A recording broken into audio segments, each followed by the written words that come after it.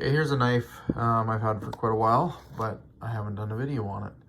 It's the 2021 Buck Kalinga Legacy Edition. So this is like a rerun of a model that was first produced in the 1970s. And this one's been made out of S35 VN. And it has a brown burlap micarta and then brass bolsters on it. They were shiny and nice, like you'd see in the pictures when it was brand new. That's just from handling it. I haven't used it. It's got a decent sized handle on it, quite comfortable. But this bolster, this is super sharp. Like, I mean, it's wicked sharp. Like, they should be rounded over, like they're knife edge sharp. The blade, what is it? 4.75 inches. The handle length is 5.25 inches. The overall length is about 10 inches. The blade thickness is about 180 thou.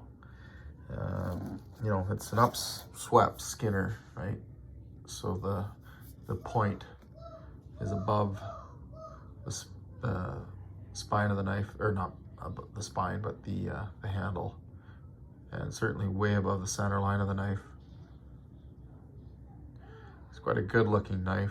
It's been one that, I've always gravitated towards ever since I was a little kid, seeing it in some of the older knife books and magazines.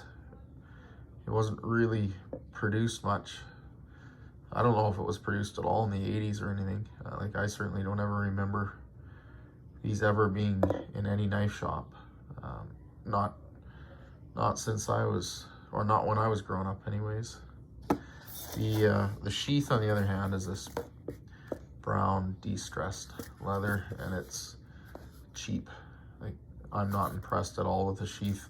It's got a plastic liner in it, but it's a joke.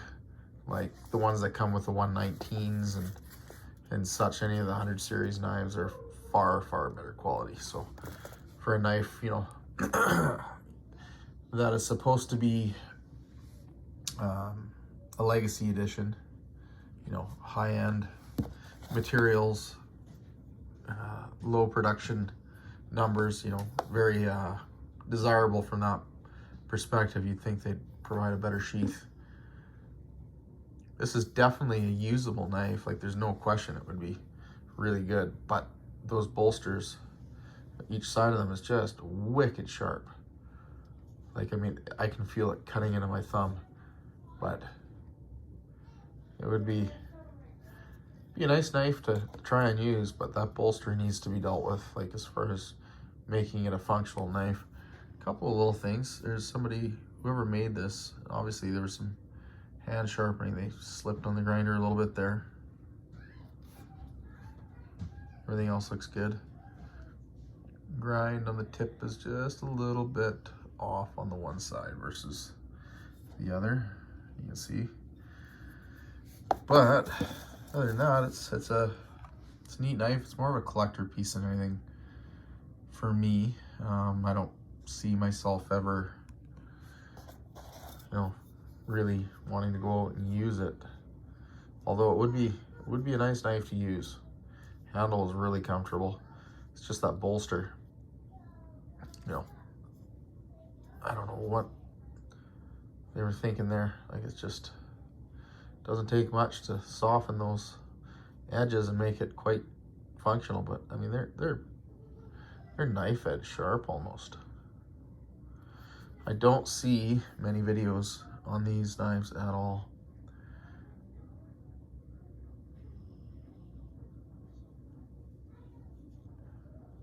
A little bit of tarnishing and stuff, obviously, but I'm trying to show this in as much detail as possible. A little bit of a gap there, the way the guard is fitted. You can definitely tell that this is something that was made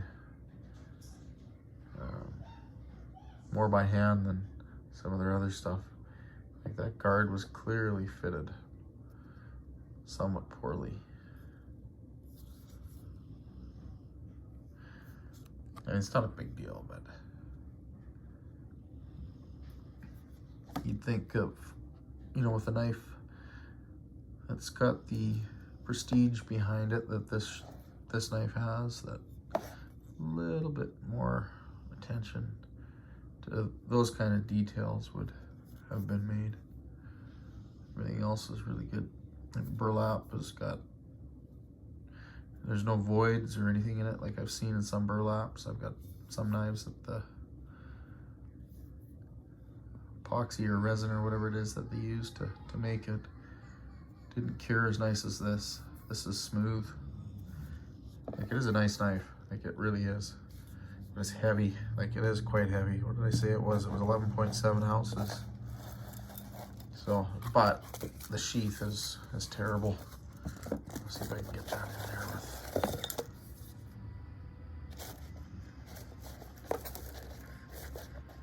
It's hard for me to do this well. I am videoing it. You know what I'll do? I'm gonna put this down and I'm gonna pause the video for a second and come right back to it after I put it in the sheath. Yeah, the sheath is just pitiful. Says made in the USA, but those ones that come with the 100 series knives, even the ones that are made in Mexico, are, I think, far better quality than this. Thicker leather, just heavier welt. I mean, it's not terrible, but it's just, I don't know, it's really lacking for the cost of this particular knife and what you would expect to get with it. I mean, the box is certainly nice. It's fancy. It's well put together as far as being a presentation box. What else should I done here? Yeah, trying to get a grip on this. That's not in there. Oh, I thought they'd have information on here. Where is it here? 20. This one was made. Oh, it gives me a date. March 25th, 2021. So yeah, I mean, I'm glad to have it in my collection, but I don't know that I'll use it. I mean, I'd like to. I'd rather have just a regular standard production one to play with and actually see how functional it is. This one itself is, like I said, guard is really sharp, needs to be softened. If it wasn't a limited edition one, I would take some sandpaper and I would soften those edges, and also do that at the front of the bolster there, or the top of the bolster, and see if that makes it a little bit more comfortable. I don't think it would take much, just a little bit of rounding of it, and I think it would be quite a functional user. But unfortunately, this one is very sharp. If you do like this video, please give me a thumbs up. Subscribe to the channel if you haven't already, and if you find these videos informative and you like them. I try to do new videos every once in a while. I'm going to try and do more and more moving forward this year. That's kind of one of my goals.